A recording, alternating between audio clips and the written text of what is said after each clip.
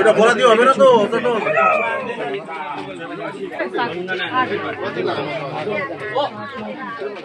ওইভাবে হবে না রে, আগে পিছনটা ঢোকা।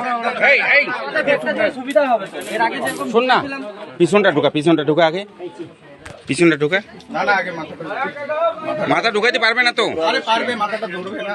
মাথা ধরবা। হ্যাঁ, তুমি এখানে চাচা।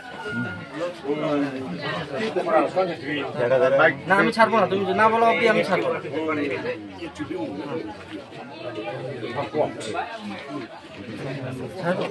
দেখো ভাই, বুঝ দিলাম। হ্যাঁ,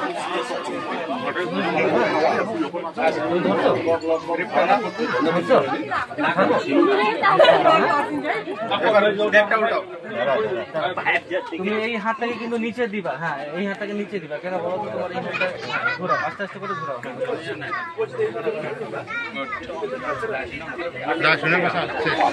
দাঁত কিরকম আছে?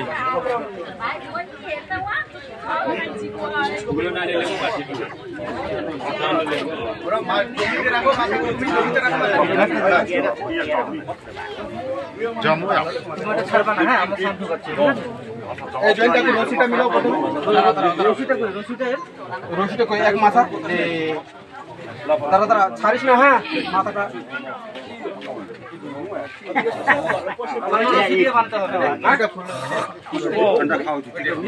আজ সকাল 8টা নাগাদ আমাদের লঙ্কাপাড়া রেঞ্জে খবর আছে যে টোটোপাড়ার পারগাঁও যে এলাকা রয়েছে সেখানে দিলীপ লামা বলে একজনের বাড়িতে সাপ রয়েছে।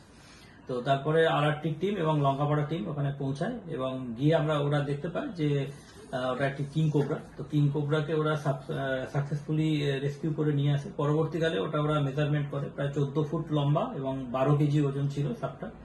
এবং ওটাকে চিকিৎসক পরীক্ষা করার পরে ফিট ঘোষণা করার পরে ওটা জলদাপাড়ার গভীর জঙ্গলে ছেড়ে দেওয়া হয়েছে।